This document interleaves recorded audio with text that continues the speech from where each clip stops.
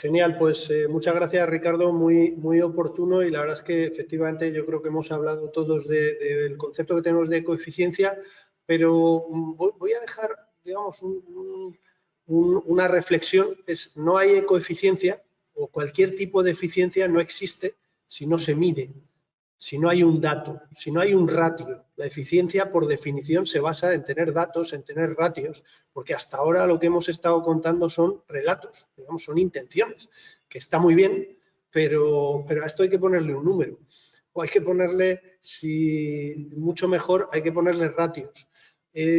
Precisamente ahí es donde nos movemos desde la perspectiva de Hispatec o desde otras empresas tecnológicas del ámbito de la tecnología digital, que es la medición de todas y cada una de las actuaciones que se realizan a lo largo de la cadena de valor agroalimentaria, en nuestro caso muy centrados en cultivos de alto valor, en frutas, en hortalizas, en olivar, viñedo, pero básicamente nos centramos en medir datos y en medir ratios de cosas como el consumo de agua, que además cuando hablamos del consumo de agua voy a tocar un tema caliente porque bueno, pues tenemos una situación hidrológica compleja y entonces esto está muy de actualidad.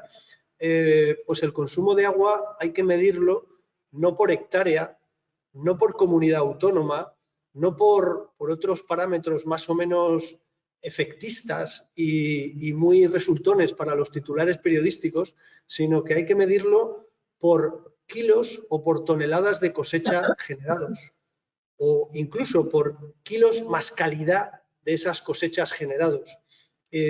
Ahí tenemos, ese es el ratio bueno. O sea, cuando alguien dice hay que reducir las hectáreas de regadío o hay que aumentar las hectáreas de regadío, es totalmente irrelevante. Es cuánta agua gastamos para producir cada tonelada de producto. Eso es lo verdaderamente relevante. Es más, cuando vemos titulares todos los días que nos alarman, dice, tenemos que reducir las hectáreas de regadío. Y yo lanzo una reflexión.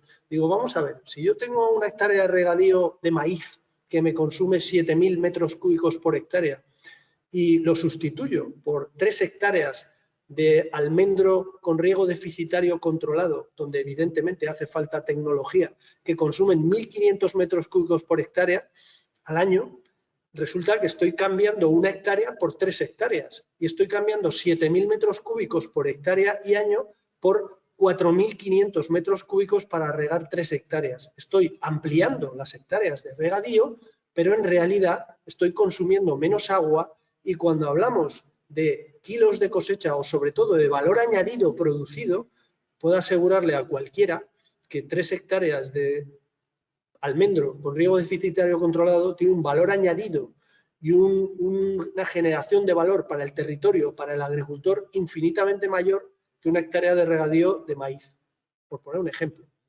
Cuando hablamos de coeficiencia, tenemos que hablar de conceptos como, por ejemplo, el de la pérdida o el desperdicio alimentario. No voy a entrar en el desperdicio alimentario, que el desperdicio es lo que se produce al final de la cadena, lo que ocurre en los restaurantes, hoteles, cafeterías, o es lo que hacemos los consumidores en nuestros frigoríficos, o es lo que hacen los supermercados cuando sobreestocan, cuando aprovisionan y entonces al final sobra para no generar sensación de escasez. Pero sí voy a hablar del concepto pérdida, que pérdida alimentaria es todo lo que recogemos en la planta y no llega siquiera al canal de distribución, no llega a estar a disposición para que un consumidor lo compre o lo consuma directamente. Cuando hablamos de pérdida, dice la FAO en el año 2021 que a nivel mundial se pierde un 14% de todos los alimentos. Cuando le sumamos el desperdicio es otro 17% adicional, es un 31%. Es decir, 1 de cada 3 alimentos que se producen y alguien se toma la molestia de recolectar en el campo no llegan al estómago de ningún humano. La verdad es que la proporción es importante, pero cuando hacemos un poco de zoom sobre ese dato y nos vamos a los productos perecederos, como frutas y hortalizas, los porcentajes suben a niveles del 40 o del 50, y si lo restringimos solo a la pérdida, nos vamos a porcentajes del 25 o del 30.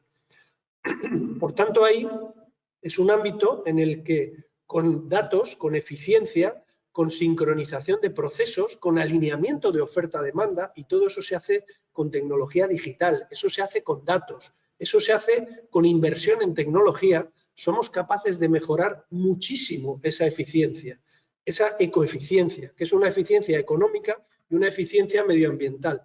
Cuando un productor de hortalizas del GIS, como puede ser Floret, nos disponibiliza cada día 7 u 8 millones de bolsas de productos verdes, que hay hasta 40 especies distintas vegetales, y las pone a disposición de los consumidores en más de 9.000 puntos de distribución cada día, eso, lo que hay por detrás de eso es una auténtica obra de arte en términos de tecnología, de organización, de procesos y de buen hacer, de alineamiento de oferta-demanda, que eso se hace de nuevo con muchos datos, con mucha tecnología, con mucha digitalización y con mucha sincronización.